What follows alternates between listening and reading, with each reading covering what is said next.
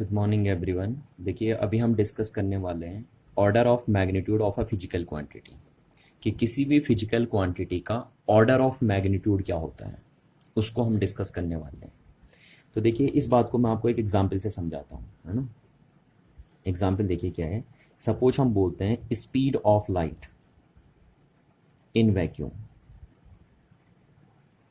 Light की जो speed होती है वैक्यूम में वो कितनी होती है, तो आपको पता है 3 × 10⁻⁸ होती है। ये एग्जैक्ट वैल्यू है। लाइट की स्पीड की ये कौन सी वैल्यू है, एग्जैक्ट वैल्यू है। तो कभी कभी क्या होता है ना, हमें एग्जैक्ट वैल्यू जिसको हम एब्सोल्यूट वैल्यू भी बोलते हैं उससे हमें लेना देना नहीं होता है ना। हम सिर्फ 10 की पावर को देखते हैं बस। ये देखिए 10 की पावर को, इसको हम इग्नोर कर देते हैं। ठीक है, क्यों इग्नोर करा, क्योंकि इसके कंपैरिजन में ये बहुत क्या है, लो वैल्यू है। तो इसलिए हम सिर्फ इस पे फोकस करते हैं बस। ठीक है, तो हम अगर एग्जैक्ट वैल्यू बोलें कि लाइट की स्पीड की एग्जैक्ट या एब्सोल्यूट वैल्यू क्या है, तो एब्सोल्यूट वैल्यू तो ये है। पर अगर हम बोलें कि लाइट की स्पीड का ऑर्डर ऑफ मैग्नीट्यूड क्या है, तो ऑर्डर ऑफ मैग्नीट्यूड सिर्फ इतना होगा बस। ये होगा ऑर्डर ऑफ मैग्नीट्यूड। तो यहां से मैं बोल सकता हूं the order of magnitude, the order of magnitude of the speed of light, speed of light. ठीक है, कि लाइट की जो स्पीड है उसका ऑर्डर ऑफ मैग्नीट्यूड कितना होगा, तो उसका ऑर्डर ऑफ मैग्नीट्यूड होगा 10⁸ यानी लाइट की जो स्पीड है उसका ऑर्डर ऑफ मैग्नीट्यूड ये है। समझ में आ रही ना बात। देखिए हमने इस वैल्यू को इग्नोर कर दिया है। सिमिलरली देखो एक और एग्जांपल मैं आपको समझाता हूं। जैसे सपोज मैंने बोला साइज ऑफ अर्थ, ठीक है, या radius of the earth. Size से अच्छा मैं बोलूं रेडियस ऑफ द अर्थ। इसकी अगर मैं बात करूं तो अर्थ की जो रेडियस होती है वो होती है 6.4 × 10⁻⁶ मीटर। ये एब्सोल्यूट वैल्यू या एग्जैक्ट वैल्यू होती है अर्थ के रेडियस की। ठीक है ना, क्या बोल रहा हूं मैं, ये अर्थ के रेडियस की एब्सोल्यूट या एग्जैक्ट वैल्यू है। अब हमें क्या है देखो कि इसके कंपैरिजन में ये नेग्लेजिबल है, थोड़ा लो वैल्यू है, तो हम इसको इग्नोर करते हैं और सिर्फ इसको देखते हैं। ठीक है, तो ये क्या बोला जाएगा, ये अर्थ की रेडियस का ऑर्डर ऑफ मैग्नीट्यूड बोला जाएगा, कि अर्थ की रेडियस जो है उसका ऑर्डर ऑफ मैग्नीट्यूड ये है। क्लियर है ना बात। तो यहां पे हम ये बोल सकते हैं द ऑर्डर ऑफ मैग्नीट्यूड किसका, order of magnitude of the radius of earth, radius of earth is equal to 10⁻⁶ metre. ठीक है ना। तो इस बात को आपको समझना है कि ऑर्डर ऑफ मैग्नीट्यूड क्या होता है किसी भी फिजिकल क्वांटिटी का। जैसे अब हम यहाँ पे ये बोल सकते हैं, देखिए कि जो अर्थ की रेडियस है उसका ऑर्डर ऑफ मैग्नीट्यूड कितना है, तो आपका आंसर आएगा 10⁻⁶ मीटर। ठीक है, और यहाँ पे हम क्या बोल लेते हैं कि जो लाइट की स्पीड है उसका ऑर्डर ऑफ मैग्नीट्यूड कितना है, तो 10⁸ मीटर/सेकंड, जबकि एग्जैक्ट वैल्यू ये है। ठीक है ना। तो किसी भी फिजिकल क्वांटिटी के ऑर्डर ऑफ मैग्नीट्यूड से मतलब होता है 10 की पावर, है ना। 10 की पावर से मतलब होता है, यहाँ पे हम लिख देते हैं, चलो डेफिनेशन है ना। The order of magnitude of a physical quantity या of a quantity means its value in suitable power of 10 nearest to the actual value of the quantity ये देखिए ये बात आपको समझ में आ गई होगी। क्लियर है ना बात। चलिए तो यहाँ तक कम से आई होप आपको यहाँ तक ये बात समझ में आ गई होगी कि किसी भी फिजिकल क्वांटिटी के ऑर्डर ऑफ मैग्नीट्यूड से क्या मतलब होता है ना। चलिए अब हम बात करते हैं। देखिए मैंने एक टेबल बना रखी है आपके सामने, यहाँ पे हमने लिखा है order of the magnitude of length. ठीक है ना, ऐसी order of magnitude of mass भी होता है, order of magnitude of time भी होता है। जितनी भी फिजिकल क्वांटिटी होती हैं उन सब का क्या होता है, ऑर्डर ऑफ मैग्नीट्यूड होता है। तो यहाँ पे हम किसके ऑर्डर ऑफ मैग्नीट्यूड की बात कर रहे हैं, सिर्फ लेंथ के। लेंथ को आप साइज या डिस्टेंस भी बोल सकते हैं, एक ही बात है। ठीक है ना। क्योंकि आप ऑब्जेक्ट का जो साइज और डिस्टेंस मीजर करते हैं वो लेंथ के टर्म्स में ही तो मीजर करते हैं आप। तो अब हमने देखिए यहाँ पे जो ऑर्डर ऑफ मैग्नीट्यूड है लेंथ का उसकी टेबल बनाई है, देखिए आप भी इस टेबल को बनाएंगे, ठीक है। अच्छा यहाँ पे देखिए हमने क्या लिखा है, साइज या डिस्टेंस ऑफ द ऑब्जेक्ट। यहाँ पे जो है ये ऑब्जेक्ट के साइज या डिस्टेंस की बात हो रही है, और यहाँ पे उनका ऑर्डर ऑफ मैग्नीट्यूड है मीटर में। ये देखिए ये उनका ऑर्डर ऑफ मैग्नीट्यूड है। देखिए जैसे हम बोलते हैं न्यूक्लियस का साइज क्या है, तो एग्जैक्ट साइज तो न्यूक्लियस का कुछ और होता है, ठीक है। जो न्यूक्लियस का साइज होता है वो एग्जैक्ट तो कुछ और होता है, और ना ही हमें एग्जैक्ट जानने की जरूरत है, हम सिर्फ 10 की पावर में जान लें बस। तो अगर हम ऑर्डर ऑफ मैग्नीट्यूड की बात करें तो न्यूक्लियस का साइज लगभग इस रेंज का है, ठीक है ना। तो इसको हम बोल सकते हैं ये क्या है, order of magnitude of the size of nucleus है। क्लियर है ना बात। कभी भी कोई पूछे कि न्यूक्लियस के साइज का ऑर्डर क्या है तो आप आंसर देंगे 10⁻⁻15 मीटर के अप्रोक्सीमेट का है न्यूक्लियस का साइज। बाकी एग्जैक्ट वैल्यू तो हमें जाननी ही नहीं है, क्योंकि मैं आपसे कह रहा हूं कि sometimes it is sufficient to know the order of magnitude of a quantity instead of knowing the its absolute value, ठीक है। चलिए देखिए सेकंड, देखिए जैसे साइज ऑफ एटम की अगर हम बात करें तो एटम का देखिए डिफरेंट एटम का साइज अलग अलग होता है ना, हर एटम का साइज अपना अपना है। और एब्सोल्यूट वैल्यू अगर मैं किसी एटम के साइज की बात भी करूं तो किसी एटम का जो साइज होता है वो एग्जैक्ट हमें नहीं जानना है, हमें सिर्फ उसका ऑर्डर ऑफ मैग्नीट्यूड जानना है कि एटम जो होता है वो रियल में अप्रोक्सीमेट किस साइज का होता है। तो जो एटम का साइज है वो 10⁻10 मीटर के ऑर्डर का होता है। तो यहां से हम बोल सकते हैं कि the size of the order of magnitude of size of atom, तो आंसर आएगा कितना, 10⁻10 मीटर, ठीक। सिमिलरली देखिए अब हम आगे बात करते हैं कि जो लाइट की वेवलेंथ है उसका ऑर्डर ऑफ मैग्नीट्यूड कितना है, ठीक है ना। तो लाइट की वेवलेंथ का जो ऑर्डर ऑफ मैग्नीट्यूड है वो है 10⁻7 मीटर, ठीक है। ऐसी साइज ऑफ ब्लड कर्पस्कल, ठीक है, जो ब्लड कर्पस्कल होते हैं आपके रेड ब्लड कर्पस्कल, उनका जो साइज होता है वो 10⁻5 मीटर होता है, ठीक है। यानी हम बोल सकते हैं कि जो रेड ब्लड सेल्स होते हैं उनका ऑर्डर ऑफ मैग्नीट्यूड 10⁻5 मीटर का साइज होता है, ठीक। ऐसी सिमिलरली हम बोलते हैं टिप ऑफ शार्प पिन, जैसे यही हो गया टिप ऑफ शार्प पिन है ना, तो इसका साइज, इसका ऑर्डर ऑफ साइज क्या होता है, इसका ऑर्डर ऑफ साइज होता है 10⁻5 मीटर। सिमिलरली हम बोलेंगे thickness of seat of paper, ये जैसे ये पेपर सीट है और इसकी जो थिकनेस है, ये देखिए ये थिकनेस है ना, तो इसका ऑर्डर ऑफ मैग्नीट्यूड कितना है, इसका ऑर्डर ऑफ मैग्नीट्यूड है 10⁻4 मीटर, ठीक है ना। एग्जैक्ट नहीं पता हमें, हम तो सिर्फ ऑर्डर में बात कर रहे हैं ना, ऑर्डर ऑफ मैग्नीट्यूड में बात कर रहे हैं, अंदाजे वाली वैल्यू मतलब है ना, अप्रोक्सीमेट वैल्यू।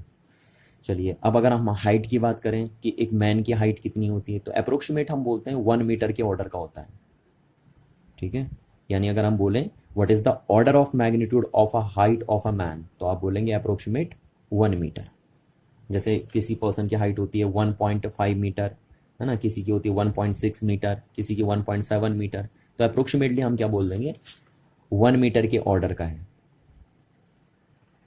चलिए नेक्स्ट बात करते हैं हम, अगर हम हाइट ऑफ माउंट एवरेस्ट, तो माउंट एवरेस्ट की जो हाइट है उसका ऑर्डर ऑफ मैग्नीट्यूड है 10⁻4 मीटर, ठीक है, यानी 10,000 मीटर के अप्रोक्सीमेट में, ठीक है। जबकि आपको एग्जैक्ट वैल्यू पता है ना, एग्जैक्ट वैल्यू देखिए क्या होता है, 8,849 मीटर है एवरेस्ट की हाइट। बट इसको हम अगर ऑर्डर ऑफ मैग्नीट्यूड में बात करें तो ऑर्डर ऑफ मैग्नीट्यूड में हम बोल देते हैं 10⁻4 मीटर, यानी 10,000 मीटर के ऑर्डर का है एवरेस्ट की हाइट, ठीक है। उसके बाद हम बात करते हैं देखिए रेडियस ऑफ अर्थ, तो अर्थ की रेडियस इस ऑर्डर की है, ठीक है। नेक्स्ट बात करते हैं हम distance of moon from the earth, तो मून से और अर्थ की जो डिस्टेंस है उसका ऑर्डर ऑफ मैग्नीट्यूड इतना है 10⁻8 मीटर। सिमिलरली हम नेक्स्ट बात करें अगर distance of earth from the sun, तो सन की जो अर्थ से डिस्टेंस है उसका ऑर्डर ऑफ मैग्नीट्यूड 10⁻11 मीटर है, ठीक है। नेक्स्ट बात करें हम साइज ऑफ मिल्की वे, अगर आप मिल्की वे का साइज देखें तो मिल्की वे का साइज 10⁻21 मीटर के ऑर्डर का होता है। और अगर ऐसी हम बात करें साइज ऑफ यूनिवर्स, तो साइज ऑफ यूनिवर्स होता है 10⁻25 मीटर के ऑर्डर का, ठीक। तो ये कुछ हमने यहाँ पे लिख दिया। अब आप देख रहे हैं कि जो order of magnitude of length है उसकी मिनिमम वैल्यू 10⁻⁻15 मीटर है और मैक्सिमम वैल्यू 10⁻25 मीटर है। तो यहां से हम बोल सकते हैं the order of a distance या order of a size varies from 10⁻⁻14 metre या 10⁻⁻15 मीटर टू 10⁻25 मीटर। समझ में आ रही बात? जो डिस्टेंस होती है ना उसका ऑर्डर ऑफ मैग्नीट्यूड कहाँ से कहाँ वेरी करता है, 10⁻⁻15 मीटर से लेकर 10⁻25 मीटर तक वेरी करता है। चलिए, तो आई होप आपको इतनी बातें समझ में आ गई होंगी, है ना, कि ऑर्डर ऑफ मैग्नीट्यूड क्या चीज़ होती है। तो ठीक है, यहाँ पे तो मैंने सिर्फ किसकी बात करी है इस टेबल में, order of magnitude of length की बात करी है ना, सिर्फ लेंथ है यहाँ पे फिजिकल क्वांटिटी। ऐसी ऑर्डर ऑफ मैग्नीट्यूड मास का भी होता है, टाइम का भी होता है, करंट का भी होता है ना, बहुत सारी जितनी भी फिजिकल क्वांटिटी होती हैं सबका ऑर्डर ऑफ मैग्नीट्यूड होता है। और एक wide range of order of magnitude होता है। देखिए जैसे लेंथ है ना, यहाँ पे लेंथ का ऑर्डर ऑफ मैग्नीट्यूड कहाँ से कहाँ वेरी कर रहा है, 10⁻⁻15 मीटर से लेकर 10⁻25 मीटर तक वेरी कर रहा है। तो कितना wide range of order of magnitude है आप देख सकते हैं। ठीक है, चलिए अब हम मूव करते हैं नेक्स्ट टॉपिक की तरफ को, और नेक्स्ट टॉपिक है हमारा मेजरमेंट ऑफ लेंथ। ठीक है, तो अब हम सीखेंगे कि लेंथ का मेजरमेंट करते कैसे हैं। ठीक है, फिर उसके बाद हमारे पास आता है कि मास का मेजरमेंट कैसे करते हैं, और फिर आता है measurement of time. But mass का मेजरमेंट और टाइम का मेजरमेंट हमारे सिलेबस में नहीं है, हमारे सिलेबस में सिर्फ है मेजरमेंट ऑफ लेंथ।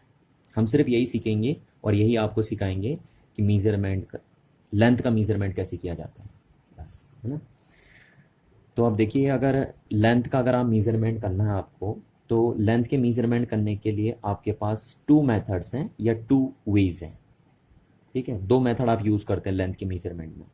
पहला है डायरेक्ट मेथड और दूसरा है इनडायरेक्ट मेथड।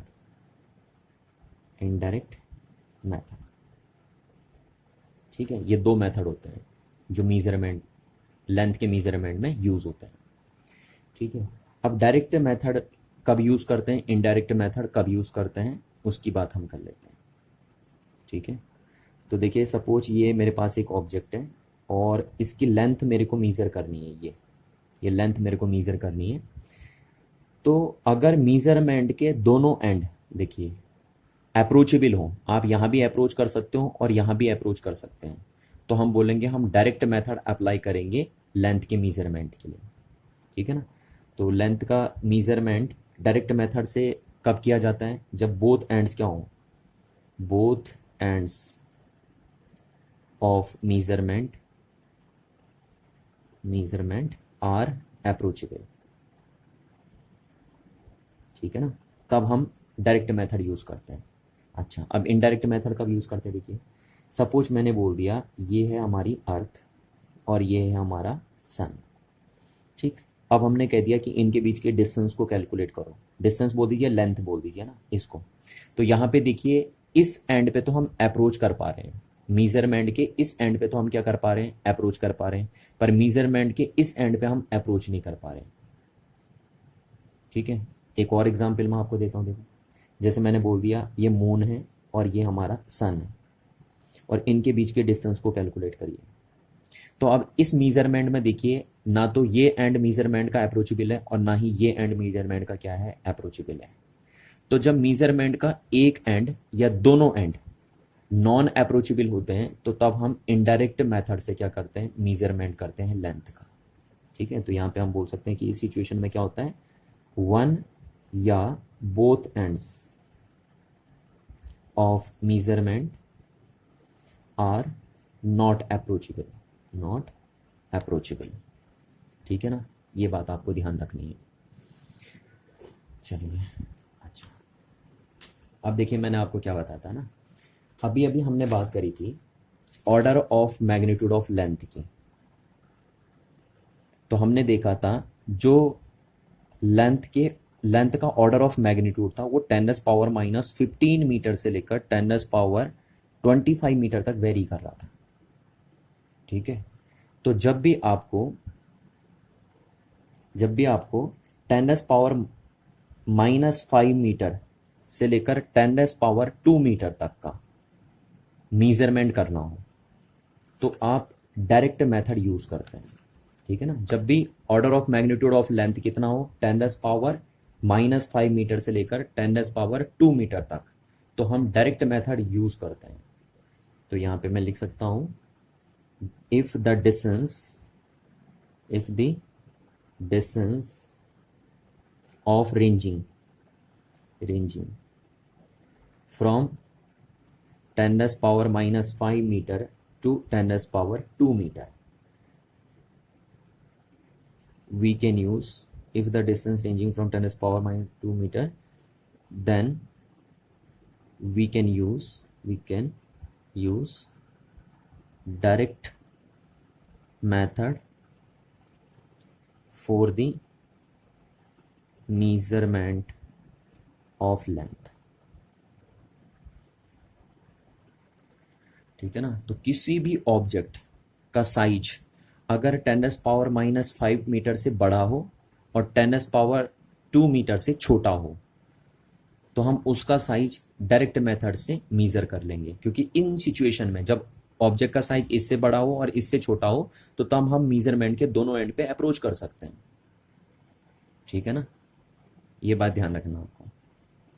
अच्छा, अब अगर किसी ऑब्जेक्ट का साइज 10⁻⁻5 मीटर से छोटा हो या 10⁻² मीटर से बड़ा हो तो तब आप दोनों एंड पे क्या नहीं कर सकते, अप्रोच नहीं कर सकते, या किसी एक एंड पे अप्रोच नहीं कर पाएंगे, और तब आप इनडायरेक्ट मेथड यूज करेंगे मीजरमेंट ऑफ लेंथ के लिए। ठीक है ना, तो ध्यान रखना जिस ऑब्जेक्ट का साइज 10⁻⁻5 मीटर से छोटा हो या 10⁻² मीटर से बड़ा हो उसमें आप इनडायरेक्ट मेथड यूज करेंगे मीजरमेंट ऑफ लेंथ के लिए। चलिए, तो आई होप आपको इतनी बात समझ में आ गई होगी, है ना। अच्छा, अब हम बात करते हैं, देखिए पहले हम इसकी बात कर लेते हैं डायरेक्ट मेथड की, है ना, फिर हम बात करेंगे इनडायरेक्ट मेथड की। तो जब हम डायरेक्ट मेथड से लेंथ का मीजरमेंट करते हैं तो हमारे पास कुछ टूल्स होने चाहिए ना, या कुछ एपरेटस होने चाहिए जिनका यूज करके हम लेंथ का मीजरमेंट करेंगे। ठीक है, तो वही मैं यहाँ पे लिख रहा हूँ, टूल्स लिख सकते हो आप, या एपरेटस लिख सकते हो आप, या डिवाइस भी लिख सकते हैं। ठीक है ना, जो भी आपकी मर्जी आ रही है, टूल्स या apparatus used in direct measurement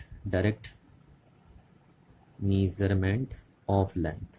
ठीक है ना, जब भी आपको लेंथ का क्या करना हो, डायरेक्ट मीजरमेंट करना हो, तो आप कौन कौन से टूल्स यूज करते हैं या कौन से एपरेटस यूज करते हैं उनकी लिस्ट हम यहाँ पे बना रहे हैं। तो देखिए, पहला एपरेटस जो आप यूज करते हैं वो क्या है, वो है आपकी मीटर स्केल।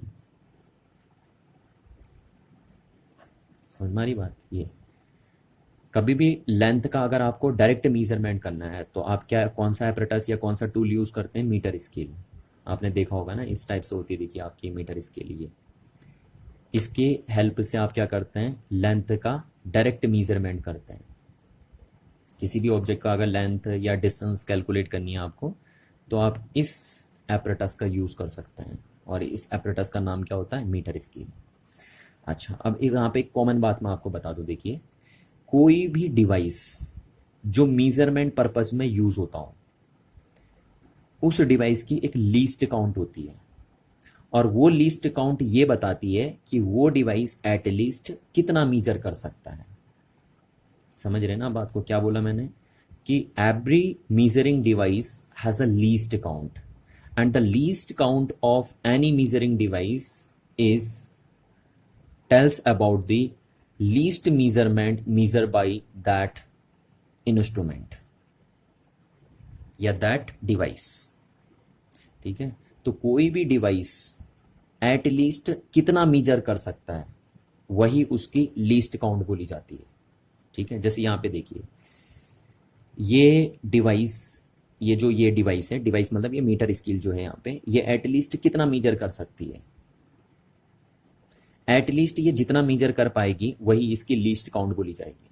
ठीक है, तो आपको पता है ये मीटर स्केल जो है वो मिनिमम ये मीजर कर पाएगी, बस ये है ना, इतना मीजर कर पाएगी, जिसको आप क्या बोलते हैं 1 mm।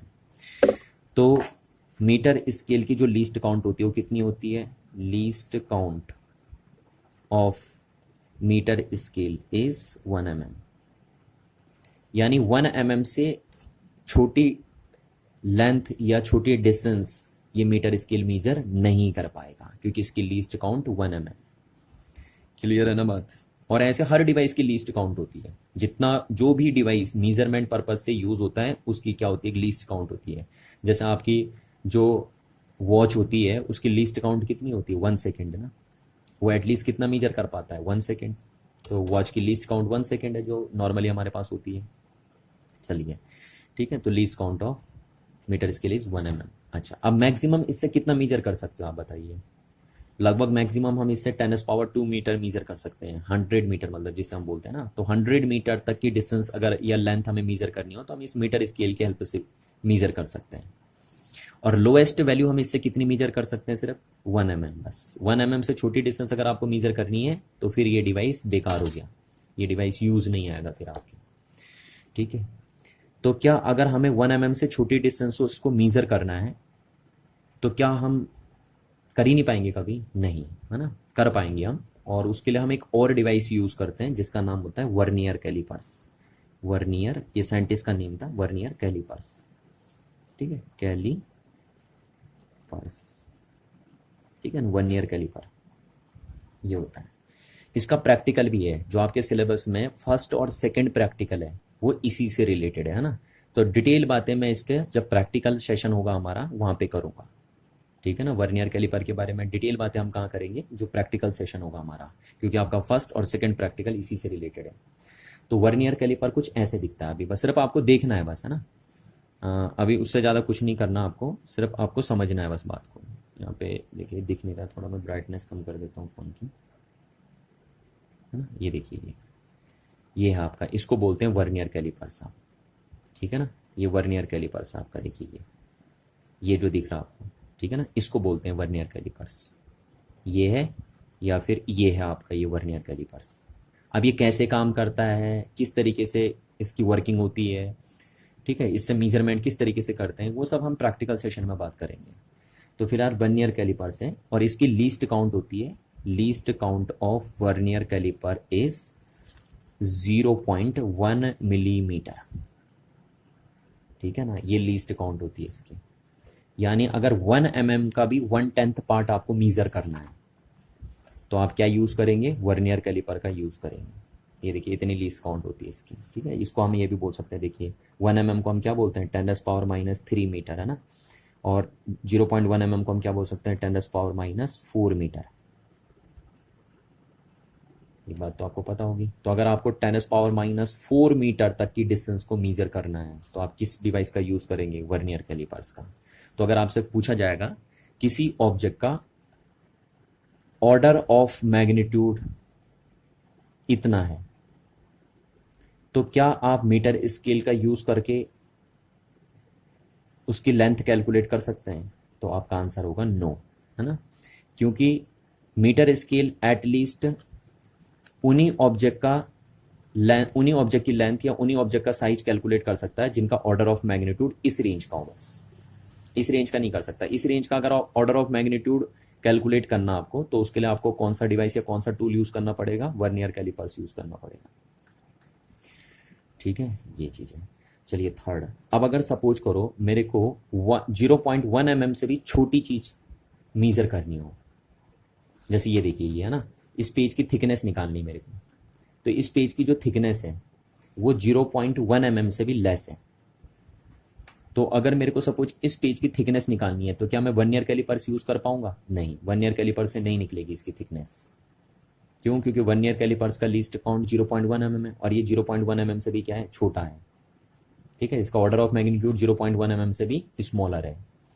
तो इसलिए हम एक और डिवाइस यूज करते हैं और उस डिवाइस का नेम होता है स्क्रू गॉज। Screw gauge.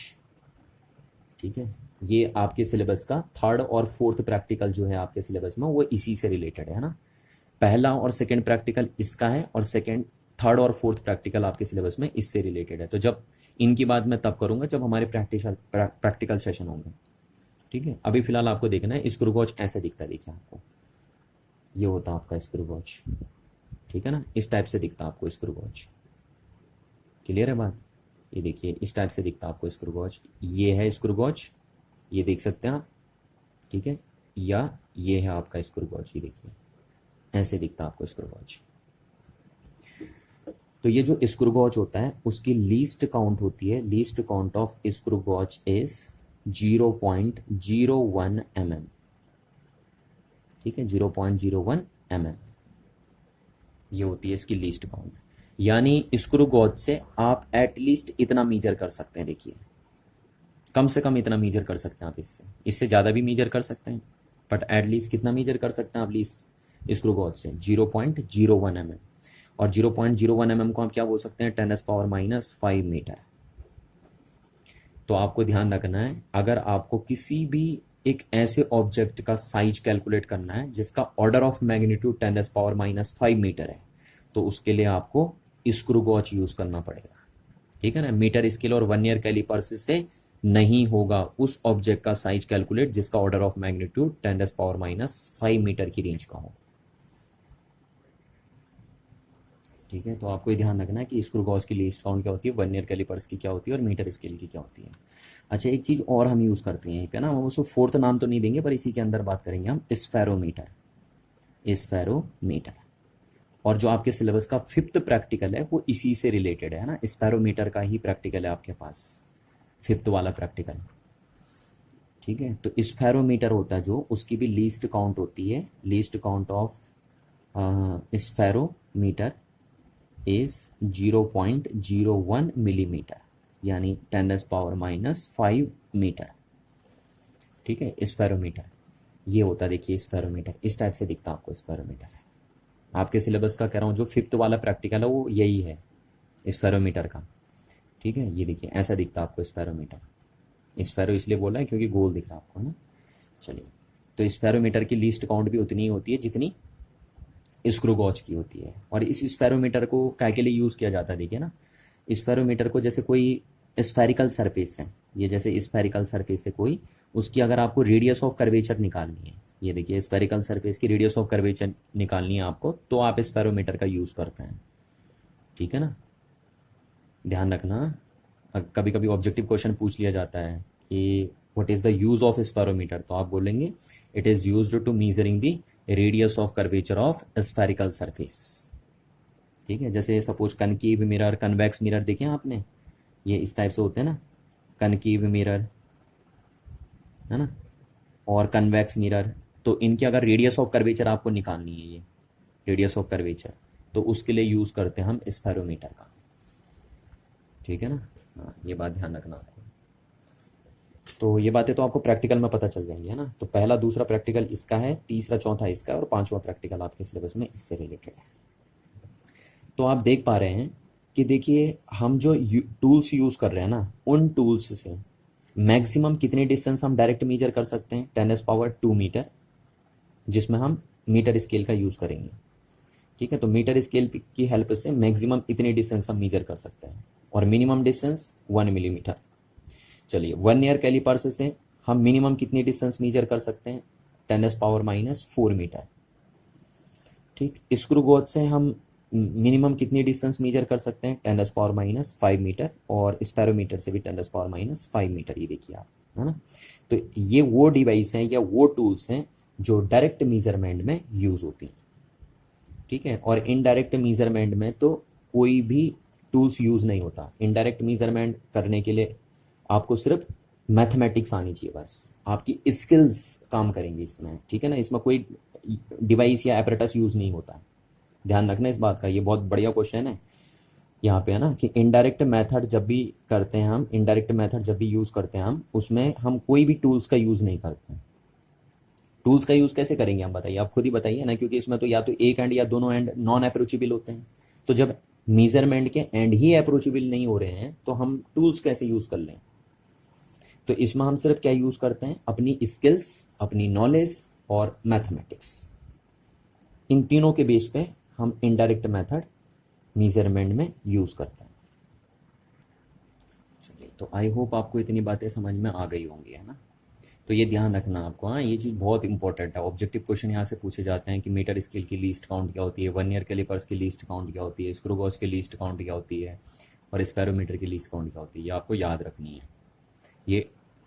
ये डिवाइस एटलीस्ट इतना मेजर कर सकते हैं। ठीक है, चलिए अब हम मूव करते हैं नेक्स्ट टॉपिक की तरफ को, और नेक्स्ट टॉपिक है हमारा indirect method for measurement of large distances. ठीक है, तो यहाँ पे हम वो इनडायरेक्ट मेथड यूज करने वाले हैं जो लार्ज डिस्टेंस के मेजरमेंट में यूज होती हैं। ठीक है, तो अभी देखिए मैं आपको ये बता चुका था, थोड़ी देर पहले मैं आपको बता रहा था कि अगर किसी ऑब्जेक्ट का साइज या ऑब्जेक्ट की जो लेंथ है वो इससे कम हो तो भी हम इनडायरेक्ट मेथड यूज करते हैं, और अगर इससे ज़्यादा हो तो भी हम इनडायरेक्ट मेथड यूज करते हैं। ठीक है ना, ये बात आपको ध्यान रखनी है कि किसी भी ऑब्जेक्ट का साइज अगर इस ऑर्डर ऑफ मैग्नीट्यूड से छोटा हो या इस ऑर्डर ऑफ मैग्नीट्यूड से बड़ा हो तो हम इनडायरेक्ट मेथड यूज करते हैं। तो यहाँ पे हम पहले अभी देख रहे हैं कि लार्ज डिस्टेंसेस मेजर करने के लिए कौन कौन से इनडायरेक्ट मेथड्स यूज करते हैं, और फिर हम देखेंगे स्मॉल डिस्टेंसेस को मेजर करने के लिए कौन कौन से इनडायरेक्ट मेथड्स यूज होते हैं। है ना, दोनों बातें हम करेंगे यहाँ पे, indirect methods for measurement of large distances, और फिर हम बात करेंगे indirect methods for measurement of small distances. चलिए, तो पहला मेथड जो हम यूज करते हैं वो है आपका इको या रिफ्लेक्शन मेथड, और इस मेथड के थ्रू हम लार्ज डिस्टेंस को कैलकुलेट करते हैं।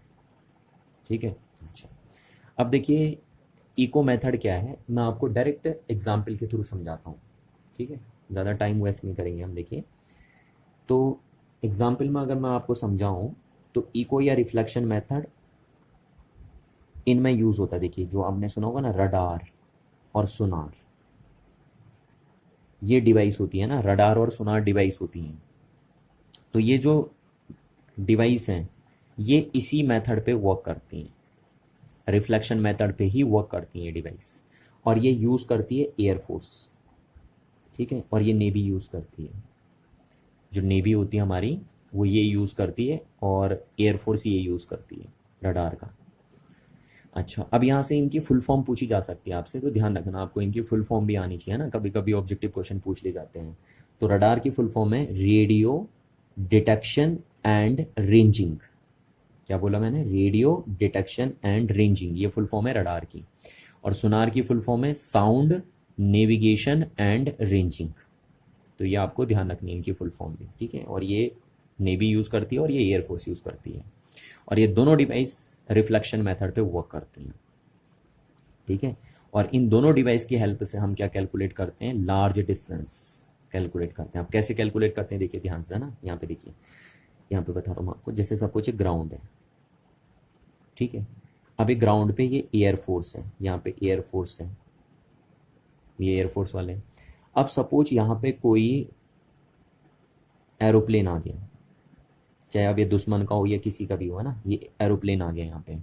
अब हमें पता करना है कि जो एरोप्लेन है उसकी डिस्टेंस ग्राउंड से कितने ऊपर है, ताकि हम इस पे अटैक कर पाए ना, उस हिसाब से, है ना। तो हमें ये पता करना होता है, या एयरफोर्स वालों को ये पता करना होता है कि ये जो एरोप्लेन है उसकी ग्राउंड से कितनी डिस्टेंस है। तो देखिए, अगर एरोप्लेन की ग्राउंड से डिस्टेंस निकालनी है तो आप डायरेक्ट मेथड तो यूज़ कर नहीं सकते ना, कि आप मीटर स्केल लेके चले जा रहे हो और मीटर स्केल से डिस्टेंस मेजर कर रहे हो, ऐसा हम नहीं कर सकते, क्योंकि ये एंड क्या है मेजरमेंट का, नॉन अप्रोचेबल है। तो जब भी मेजरमेंट का वन एंड नॉन अप्रोचेबल होता है या दोनों एंड नॉन अप्रोचेबल होते हैं तो हम इनडायरेक्ट मेथड यूज़ करते हैं। और इनडायरेक्ट मेथड्स में कोई भी टूल्स का यूज़, कोई एपरेटस का यूज़ नहीं करते हैं। यहाँ पे सिर्फ आपकी स्किल्स, आपकी नॉलेज और आपकी मैथमेटिक्स काम आती है बस। ठीक है, तो देखिए अब हम यहाँ पे ना यहीं से हम पता कर लेंगे कि ये एरोप्लेन कितनी डिस्टेंस पे है ग्राउंड से, या कितनी हाइट पे है। तो कैसे करते हैं देखिए, पता, ये एयरफोर्स वाले, इनके पास एक डिवाइस होती है जिसका नाम होता है रडार, है ना। उससे ये वेव निकालते हैं, ऐसे करके वेव भेजते हैं यहाँ से, और ये जो वेव भेजते हैं इनको बोलते हैं रेडियो वेव्स। कौन सी वेव्स भेजते हैं? रेडियो वेव्स भेजते हैं। रडार होता है ना, इनके पास एक डिवाइस होता है रडार, और उसको ये ऑन करते हैं। तो जैसे वो ऑन करते हैं वो रेडियो वेव्स निकालना शुरू कर देता है, ऐसे करके। तभी तो यहाँ नाम कह रहा है रेडियो डिटेक्शन एंड रेंजिंग, तो रेडियो वेव्स भेजना शुरू कर देता है। अच्छा, अब रेडियो वेव्स ही क्यों भेजते हैं, देखिए ना, क्योंकि रेडियो वेव्स की वेवलेंथ सबसे ज़्यादा होती है वह, ठीक है ना, रेडियो वेव्स की वेवलेंथ बहुत ज़्यादा होती है, जैसे माइक्रोवेव, रेडियो वेव, इनकी वेवलेंथ बहुत ज़्यादा होती हैं। तो ज़्यादा वेवलेंथ होने की वजह से ये ज़्यादा डिस्टेंस ट्रैवल कर पाती हैं, तब ये दूर तक चली जाएंगी। अदरवाइज नहीं तो सपोज अगर कोई और वेव भेजते हैं आप जिसकी वेवलेंथ कम है, तो वो यहीं पे अटक जाएगी या यहीं पे अटक जाएगी, है ना। तो अगर आपको लार्ज डिस्टेंस तक किसी वेव को भेजना है तो आप रेडियो वेव्स का यूज़ करिए, क्योंकि रेडियो वेव्स की वेवलेंथ बहुत ज़्यादा होती है, तो ये लार्ज डिस्टेंस ट्रैवल कर लेती हैं इजीली। तो ये भेजी इन्होंने रेडियो वेव्स। अब ये रेडियो वेव्स जो भेजते हैं, इसकी वेलोसिटी इनको पता होती है ना, ये सबको पता होती है कि जो रेडियो वेव्स होती हैं उनकी जो वेलोसिटी है वो होती है 3 × 10⁸ मीटर पर सेकेंड, ठीक है ना। इतनी वेलोसिटी बोल दीजिए या स्पीड बोल दीजिए, है ना, इतनी वेलोसिटी से या इतनी स्पीड से ये रेडियो वेव्स ट्रैवल करती हैं। समझ में आ रही बात। तो इनकी वेलोसिटी हमें पता होती है। अच्छा, अब ये क्या करते हैं, ये यहाँ से भेज दिए। अभी स्टार्ट में जब ये भेज रहे हैं तो उस टाइम ये टाइम 0 मान के चलते हैं। कितना मान के चले, 0 मान के चले, है ना। 0 सेकंड पे भेजी इन्होंने, यहाँ से भी भेजी, यहाँ से भेजी, फिर ये यहाँ पे टकराएगी और टकरा के वापस आ जाएगी ऐसे। तभी तो इसका नाम रिफ्लेक्शन मेथड रखा है, देखिए रिफ्लेक्शन, है ना, ये गई रिफ्लेक्ट होके वापस आ गई। तो इन्होंने ये यहाँ से आ गई, फिर यहाँ पे आई, और इन्होंने टाइम नोट कर लिया कि कितने टाइम बाद ये वापस आ गई। तो सपोज टी टाइम बाद ये वापस आ गई, कितने टाइम बाद ये वापस आ गई, ये वेव टी टाइम बाद वापस आ गई। तो ये जो टी टाइम है, टी टाइम में इस वेव ने कितनी डिस्टेंस ट्रेवल करी, देखिए। तो अगर मैं इस डिस्टेंस को एक्स बोल दूं, एक्स डिस्टेंस है सपोज मैंने मान लिया है, तो टी टाइम में इस वेव ने 2x डिस्टेंस ट्रेवल करी है, देखिए, क्योंकि टी टाइम जाने का भी और आने का भी है ना। तो ध्यान रखना, टी टाइम में इस वेव ने 2x डिस्टेंस ट्रेवल कर ली है, ठीक है, ये हो गया। तो अब हमें पता है, देखिए, सिंस वेलोसिटी का फॉर्मूला क्या होता है, डिस्प्लेसमेंट अपॉन टाइम होता है ना। वेलोसिटी का फॉर्मूला क्या होता है, डिस्प्लेसमेंट अपॉन टाइम। तो यहाँ से देखिए क्या है, वेलोसिटी, डिस्प्लेसमेंट कितना हुआ 2x का, और टाइम कितना लगा 2x डिस्प्लेसमेंट होने में टाइम कितना लगा t, ठीक है। तो यहाँ से हम बोल सकते हैं कि 2x इजिकल्स टू क्या हो गया, v इंटू टी, तो x इजिकल्स टू क्या हो गया, v इंटू टी अपॉन 2, ये हुआ। अब देखो, हमें वेलोसिटी पता होती है कि जो रेडियो वेव्स है उनकी वेलोसिटी हमें पता होती है, तो ये v की वैल्यू हमें पता होती है। टाइम हम नोट कर लेते हैं, हम या एयरफोर्स वाले नोट कर लेते हैं कि कितना टाइम लगा इस वेव को यहाँ से यहाँ जाने में और फिर यहाँ आने में वापस, है ना, वो टाइम हम यहाँ नोट कर लेते हैं और उसको 2 से डिवाइड कर लेंगे, तो हमें ये x मिल जाएगी, नहीं मिल जाएगी, और तब हम पता कर लेंगे कि ये एरोप्लेन कितना ऊपर है, देखिए कितनी हाइट पे उड़ रहा है एरोप्लेन। समझ में आ रही ना बात। तो ऐसे पता करते हैं, देखिए ये। तो इस बात का आप ध्यान रखेंगे, देखिए ना, कि v की वैल्यू हमें पता होती है, टाइम हम नोट कर लेते हैं, और v को t से मल्टीप्लाई करके 2 से डिवाइड करेंगे तो हमें पता चल जाएगा कि एरोप्लेन की जो डिस्टेंस है वो ग्राउंड से कितनी है। क्लियर है ना बात। और यहाँ पे अब आपको समझ में आ रहा होगा क्लियरली कि इसको इको या रिफ्लेक्शन मेथड क्यों बोलते हैं, क्योंकि यहाँ पे देखिए रिफ्लेक्ट होके आ रही है, ठीक है। और ये रडार हमने क्यों बोला, क्योंकि यहाँ से रेडियो वेव्स निकल रही हैं, तो ये ध्यान रखना। तो किस मेथड पे वर्क कर रहा है ये रडार आपका, रिफ्लेक्शन मेथड पे वर्क कर रहा है ना। और रडार एक डिवाइस है जो रेडियो वेव्स पे वर्क करता है और डिस्टेंसेस को मीजर करने में काम आता है, ठीक है ना, ये ध्यान रखना। चलिए अब बात कर लेते हैं हम सुनार की, ठीक है। तो जैसे वो रडार वर्क करता है ऐसे ही सेम दैट सुनार भी वर्क करता है। जैसे सपोज करो, देखिए ये हमारा ग्राउंड है ना, या देखिए अब आपको पता है, मैंने कहा था आपसे कि सुनार कौन यूज़ करता है, सुनार डिवाइस कौन यूज़ करता है, इंडियन मतलब नेवी वाले यूज़ करते हैं। अब इंडियन नेवी क्या बोले, नेवी वाले यूज़ करते हैं, ठीक। और नेवी वाले भी इसका यूज़ लार्ज डिस्टेंस को मीज़र करने के लिए यूज़ करते हैं, ठीक है। अगर लार्ज डिस्टेंस मीज़र करनी है तो सुनार का यूज़ करते हैं। और ये भी किस मेथड पे वर्क करता है, रिफ्लेक्शन मेथड पे वर्क करता है। तो देखिए जैसे सपोज ये रिवर है, ठीक है, ये रिवर है, यहाँ रिवर बोल दो, ओशन बोल दो, जो भी आपको बोलना है, ठीक है, ये है। देखिए नेवी वाले यहीं तो रहते हैं। अच्छा, अब सपोज यहाँ कोई सबमरीन आ गई, ये कोई सबमरीन है, ठीक है। अब ये दुश्मन की है, किसी की भी है, ये सबमरीन आ गई, अब ये नीचे से अटैक ना कर दे कहीं, ठीक है ना, यहाँ से। तो हमें पता करना होता है, यहाँ पे ये नेवी वाले हैं, सपोज ये नेवी वाले यहाँ पे, इनको पता करना है कि ये जो सबमरीन है उसकी डिस्टेंस क्या है ग्राउंड से, ताकि हम इस पर अटैक कर सकें ना। तो ये डिस्टेंस हमें निकालनी होती है, ये डिस्टेंस देखिए, इस डिस्टेंस को हम x मान लेते हैं सपोज, ठीक। तो कैसे पता करेंगे, देखिए तो ये नेवी वाले क्या करते हैं, इनके पास एक डिवाइस होता है जिसको ये बोलते हैं सुनार, ठीक है। सुनार ऐसे एक डिवाइस होता है इनके हाथ में। तो उस डिवाइस को ये ऑन करते हैं और उस डिवाइस से निकलती हैं आपकी अल्ट्रा सोनिक वेव। कौन सी वेव निकलती है, अल्ट्रासोनिक वेव, साउंड वेव निकलती है ना, तभी इसका नाम रखा है साउंड नेविगेशन एंड इंजन। तो ये अल्ट्रासोनिक वेव होती हैं, यहाँ से निकलती हैं। किस डिवाइस से निकलती हैं, सुनार से। इनके पास रहता है वो सुनार, नेवी वालों के पास। तो ये जैसे ही ऑन करती हैं यहाँ से अल्ट्रासोनिक वेव निकलती हैं। अल्ट्रासोनिक वेव इसलिए करते हैं हम यूज़ क्योंकि अल्ट्रासोनिक वेव की फ्रिक्वेंसी बहुत हाई होती है, और बहुत हाई फ्रिक्वेंसी होने की वजह से ये बहुत लार्ज डिस्टेंस ट्रैवल कर सकती हैं पानी के अंदर।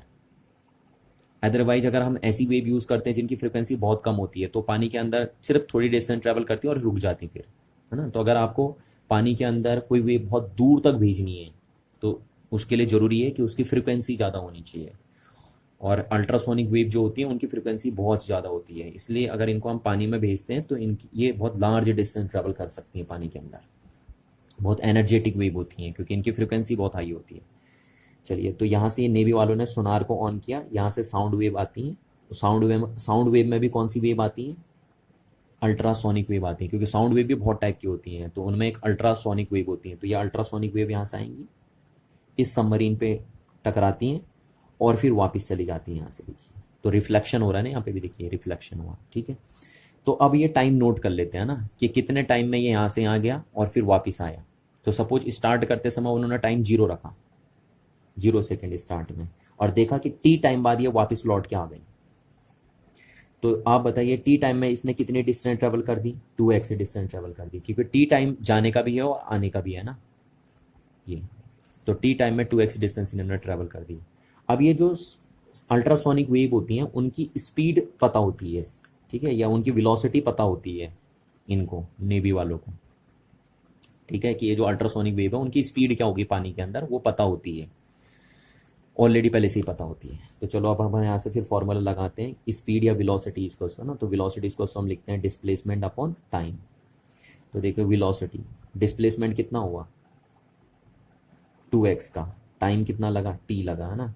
तो 2x इक्वल्स टू क्या हो गया v इंटू टी, तो x इक्वल्स टू क्या हो गया v into T upon 2। Same वही चीज़ है, बिल्कुल वही चीज़ है, डिट्टो। अब ये वेलोसिटी किसकी है, ये वेलोसिटी है अल्ट्रासोनिक वेव की वाटर के अंदर, ठीक है, और ये टाइम है जाने का भी और आने का भी। तो हमें ये टाइम भी पता होता है, हमें क्या मतलब नेवी वालों को पता होता है ना, तो नेवी वाले इस टाइम को नोट करते हैं, और वेलोसिटी उन्हें ऑलरेडी पता होती है कि पानी के अंदर अल्ट्रासोनिक वेव की वेलोसिटी क्या है, तो वो ये वैल्यू रखते हैं, ये वैल्यू पुट करते हैं, दोनों वैल्यू पुट करेंगे उसको 2 से डिवाइड करेंगे तो उन्हें पता चल जाता है कि जो डेप्थ है सबमरीन की वो कितनी है ग्राउंड से, है ना। तो यहाँ पे देखिए हम क्या कर रहे हैं, हम डिस्टेंस कैलकुलेट कर रहे हैं इनडायरेक्ट मेथड से, और इनडायरेक्ट में हमने कौन सा मेथड अप्लाई किया है, रिफ्लेक्शन मेथड अप्लाई किया है ना। तो आई होप आपको ये बात समझ में आ गई होगी। तो ये पहला मेथड हो गया ना, indirect methods for measurement of large distance के लिए पहला मेथड हो गया इको मेथड। अब दूसरा मेथड हम करते हैं, देखिए डिस्कस, है ना। लार्ज डिस्टेंस को मेजर करने के लिए जो सेकंड इनडायरेक्ट मेथड है वो है आपका ट्रिग्नोमेट्रिक मेथड, ठीक है ना, ट्रिग्नोमेट्रिक मेथड, यानी ट्रिग्नोमेट्री के मेथड से हम लार्ज डिस्टेंस को कैलकुलेट कर लेते हैं। कैसे देखिए, है ना, इस चीज़ को समझिए। देखिए सपोज ये ग्राउंड है, क्या है आपका, ये ग्राउंड है, और यहाँ पे एक हिल है या टावर है, जो भी आप बोल दो, ये हिल है या टावर है, ठीक है, और इस हिल की हाइट सपोज h है, ये बहुत बड़ा हिल है या टावर है, जो भी आप बोलो, ठीक है, इसको मैं हिल बोल दूँ या टावर बोल दूँ, ये है, और ये ग्राउंड है। अब हमें सपोज इसकी हाइट कैलकुलेट करनी है, ठीक है ना, हमें क्या कैलकुलेट करनी है, सपोज इस हिल की या इस टावर की हाइट कैलकुलेट करनी है। तो देखिए क्या है, क्योंकि टावर और हिल जो होते हैं उनकी हाइट काफ़ी ज़्यादा होती है, तो हम डायरेक्ट तो अप्रोच कर नहीं सकते ना, इस एंड पे हम डायरेक्ट अप्रोच कर नहीं सकते।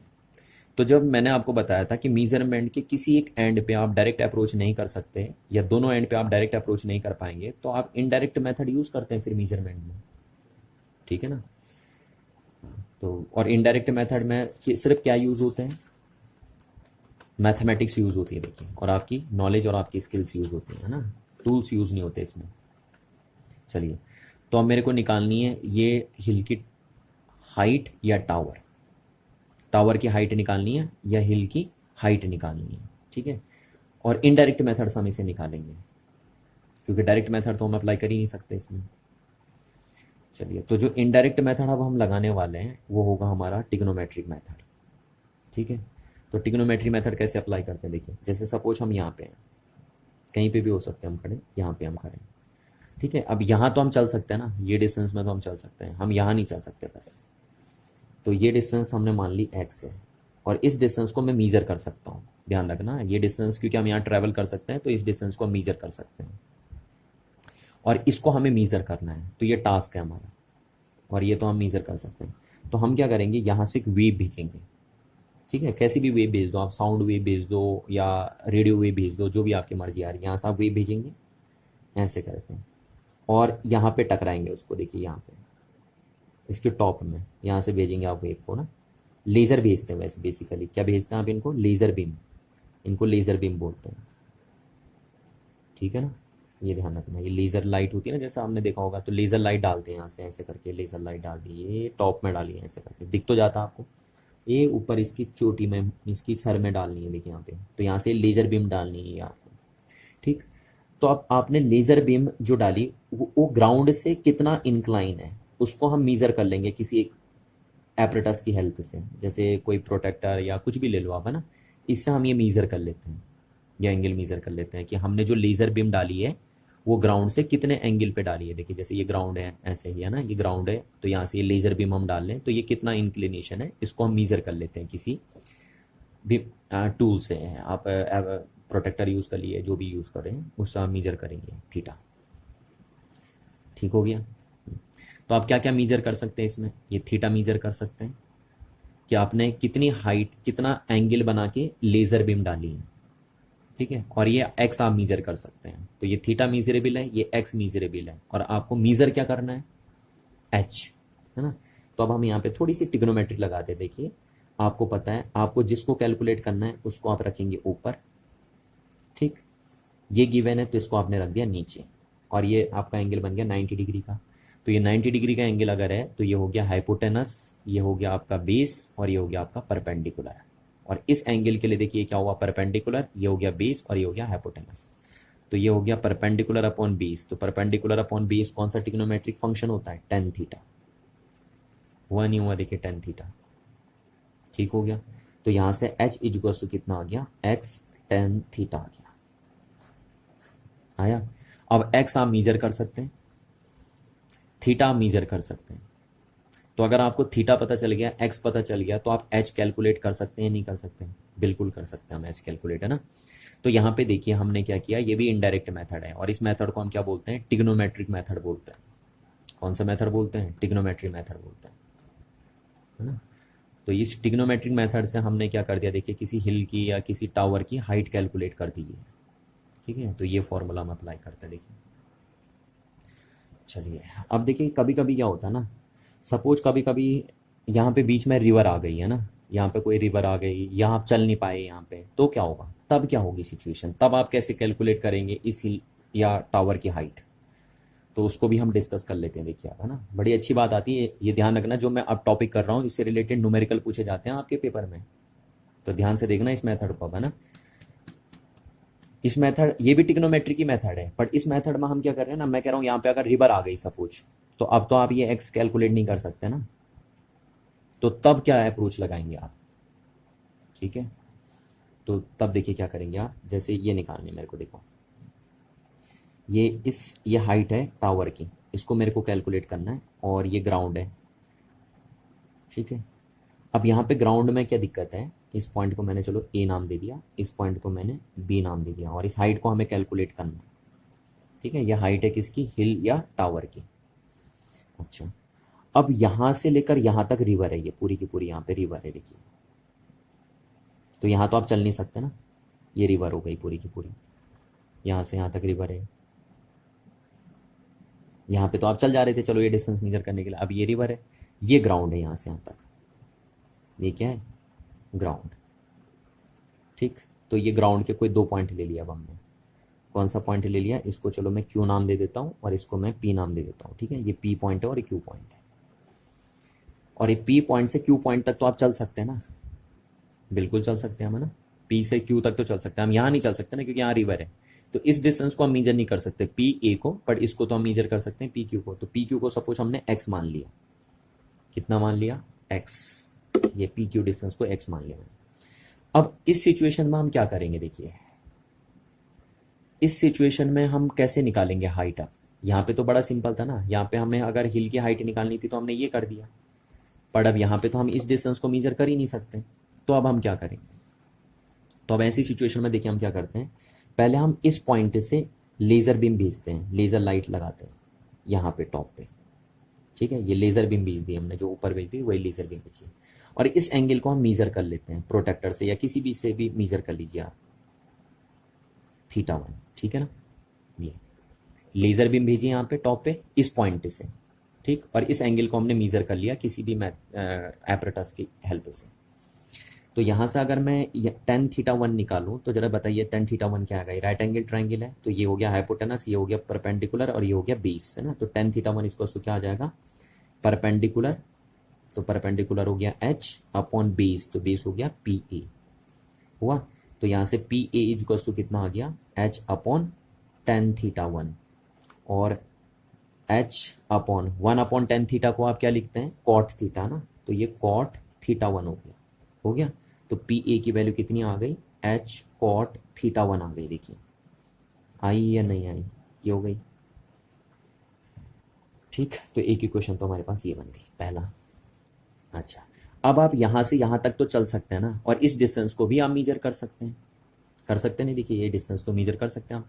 तो आप ग्राउंड में यहाँ से इधर को तो चल नहीं सकते, तो आप इधर चल जाइए कहीं पे भी, है ना। यहाँ पे चलिए, यहाँ पे चलिए, यहाँ यहाँ यहाँ यहाँ कहीं भी चलिए आप, जहाँ पे आपको सूटेबल लग रहा है वहाँ पे आप चलिए। देखिए तो ये ग्राउंड में चले आप यहाँ पे, और यहाँ से फिर आपने लेज़र बीम भेजनी है दोबारा। देखिए यहाँ पे टॉप पे, यहाँ से लेज़र बीम डालनी है आपने, और देखना है आपने कि आपने जो लेज़र बीम भेजी है वो कितने एंगल के साथ भेजी है आपने। तो सपोज ये θ2 हो गया, θ2 इंक्लिनेशन के साथ आपने लेज़र बीम डाली है यहाँ पे, क्योंकि θ1 तो हो नहीं सकता नहीं है, आपने ये चेंज कर दिया। देखिए पॉइंट, तो यहाँ से θ2 एंगल के साथ आपने लेज़र बीम भेजी बी पॉइंट पे, टॉप पे भेजनी है ना, क्योंकि यहाँ से यहाँ तक की हाइट आपने निकालनी है। ये भेज दिया आपने। अब इस एंगल को भी हम मेज़र कर लेंगे किसी प्रोटेक्टर या किसी भी एपरेटस के हेल्प से, है ना, इस एंगल को कि कितने एंगल के साथ हमने लेज़र बीम भेजी है। अब यहाँ से देखो मैं कंसेप्ट लगाऊं तो ये राइट एंगल ट्रायंगल हो गया ये वाला। ठीक है, अब इस एंगल के हिसाब से, इस एंगल के हिसाब से परपेंडिकुलर हो गया, ये बेस हो गया और ये हाइपोटेनस हो गया आपका। ठीक है, हुआ या नहीं हुआ, देखिए यहाँ पे आपको क्लियरली दिख रहा होगा। तो यहाँ से अगर मैं लगाऊँ अब, तो यहाँ पे आप बोलेंगे कि जो आपका क्या हुआ, देखिए tan θ2। तो tan θ2 की वैल्यू क्या हुई, परपेंडिकुलर अपॉन बेस, तो बेस ये हो गया यहाँ से, ये ना बेस ए क्यू, ए क्यू। तो यहाँ से ए क्यू कितना आ गया आपके पास, ए क्यू आ गया h अपॉन tan θ2। ठीक है, और h अपॉन 1 अपॉन tan θ को क्या लिखते हैं आप, cot θ। तो इसको मैं cot θ2 लिख सकता हूँ। तो यहाँ से ए क्यू की वैल्यू कितनी आ गई आपके पास, h cot θ2। ये आ गया आपके पास, ये क्वेश्चन नंबर बन गई आपकी सेकंड। ठीक है, तो आपको देखो h मीज़र करना है, h आपका टास्क है कि आपको h मीज़र करना है, और ये θ1 θ2 तो आप प्रोटेक्टर से मीज़र कर लेंगे। ठीक है, अब बची कौन, पी ए और A Q, P A and A Q, ये ए क्यू है आपके पास। तो अगर देखो मैं ए क्यू में से पी क्यू को माइनस कर दूं, ए क्यू में से पी क्यू को, पी ए को माइनस कर दूं, देखिए ये चीज़ को ये कर दिया ना मैंने, क्यू ए लिया और क्यू ए में से क्या माइनस कर दिया मैंने, पी ए को माइनस कर दिया। ठीक है, तो क्या आ जाएगा बताइए, एक्स आ जाएगा ना। इस डिस्टेंस में से अगर ये डिस्टेंस माइनस कर दो तो एक्स आ जाएगा इसका आंसर। तो ये एक्स आ जाएगा, आएगा नहीं आएगा। अब देखिए क्यू ए की वैल्यू यहाँ से उठा के रख दूंगा मैं, क्यू ए या ए क्यू जो भी बोलो आप, ये है ना। तो ये h cot θ2 minus P A की वैल्यू क्या है, h cot θ1, और इक्वल्स टू क्या बन गया आपका, x बन गया। बना या नहीं बना, तो यहाँ से h कॉमन ले लिया हमने, और ये बन गया आपका cot theta 2 minus cot theta 1 equals to क्या बन गया आपका x। क्लियर है बात? तो हमें निकालना क्या है h, तो h इजिकल्स टू हो गया तुम्हारा x upon cot theta 2 minus cot theta 1। बना या नहीं बना देखिए, है ना? तो हमें h कैलकुलेट करना है। तो देखिए हम x तो कैलकुलेट कर सकते हैं ना, हम ये चीज़ हम कैलकुलेट कर सकते हैं। थीटा टू को भी हम कैलकुलेट कर सकते हैं किसी प्रोटेक्टर की हेल्प से। थीटा 1 को कैलकुलेट कर सकते हैं हम किसी प्रोटेक्टर की हेल्प से। तो देखिए हम थीटा 1 को कैलकुलेट कर सकते हैं, थीटा 2 को कैलकुलेट कर सकते हैं, x को कैलकुलेट कर सकते हैं। और अगर हम इन तीनों को कैलकुलेट कर सकते हैं तो इनकी वैल्यू हमें पता होगी और इनकी वैल्यू की हेल्प से हम h कैलकुलेट कर सकते हैं। कर सकते हैं नहीं कर सकते हैं? तो ये देखिए यहाँ पे, है ना? तो ये भी ध्यान रखना, हमने यहाँ पे भी कौन सा मेथड अगेन अप्लाई किया है, टावर और हिल की हाइट को निकालने के लिए हमने ट्रिग्नोमेट्रिक मेथड ही अप्लाई किया है। पर यहाँ पे थोड़ा अप्रोच हमने दूसरा लगाया और यहाँ पे थोड़ा सा अप्रोच हमने चेंज कर दिया, क्योंकि यहाँ पे ये डिस्टेंस हम मेजर नहीं कर पा रहे थे ना, तो इसलिए हमने थोड़ा सा अप्रोच बदल दिया अपना। ठीक है, चलिए, तो इस मेथड को आपको ध्यान में रखना है। ठीक है, हाँ, इससे रिलेटेड न्यूमेरिकल्स पूछे जाते हैं आपके पेपर में इस मेथड से रिलेटेड। तो बड़ा सिंपल था, आपको क्या कैलकुलेट करना था, ये हाइट कैलकुलेट करनी थी। तो यहाँ पे तो ठीक था ना, इस कैलकुलेट करने के लिए अगर आप ये मेजर कर सकते हैं, ये मेजर कर सकते हैं, तो आप डायरेक्ट निकाल सकते थे ये। पर यहाँ पे थोड़ा सा हमें दिक्कत आई क्योंकि बीच में रिवर आ गई थी, तो हमने पहले इस पॉइंट से लेज़र बीम डाली, फिर इस पॉइंट से लेज़र बीम डाली, और ये डिस्टेंस हम मेजर कर सकते हैं, इन एंगल्स को हम मेजर कर सकते हैं। तो फिर हम ये अप्रोच लगाते हैं। देखिए जो अप्रोच है हमने लगाई, पहले हम यहाँ से बीम डालेंगे, ये एंगल मेजर करते हैं। ठीक है, यहाँ से फिर टिग्नोमेट्री लगाते हैं, इसमें ये एंगल निकालते हैं, यहाँ से पी ए की वैल्यू निकालते हैं हम। फिर हम यहाँ से यहाँ पे आते हैं ग्राउंड में, यहाँ से यहाँ चल के इस डिस्टेंस को भी हम मेजर कर सकते हैं। फिर यहाँ से हम लेजर बीम डालते हैं यहाँ पे, फिर वहाँ पे टिग्नोमेट्री लगाते हैं और इस डिस्टेंस को कैलकुलेट कर लेते हैं, करते हैं कैलकुलेट। फिर अब इस डिस्टेंस में से ये डिस्टेंस को हम माइनस कर देते हैं। ठीक है, तो हमारे पास ये डिस्टेंस निकल के आ जाती है, आएगी। फिर इसकी वैल्यू हम यहाँ से पुट करते हैं, इसकी वैल्यू यहाँ से पुट करते हैं, दोनों वैल्यू पुट करते हैं तो ये x निकल आएगा। यहाँ से हम h, क्योंकि हमें h कैलकुलेट करना है तो ये कर लेंगे, और x हम मीजर कर सकते हैं यहाँ से, और थीटा 1 थीटा 2 हम प्रोटेक्टर से मीजर कर सकते हैं। तो हम ये भी मीजर कर सकते हैं, ये भी मीजर कर सकते हैं, और ये भी मीजर कर सकते हैं। और जब हम ये सब मीजर कर लेंगे तो हम h भी इजीली कैलकुलेट कर लेंगे आराम से। ठीक है, तो बस आज हम इतनी बातें करेंगे और नेक्स्ट क्लास हम बात करेंगे some other methods for the measurement of large distances. ठीक है, चलिए ठीक है, थैंक यू एवरीवन।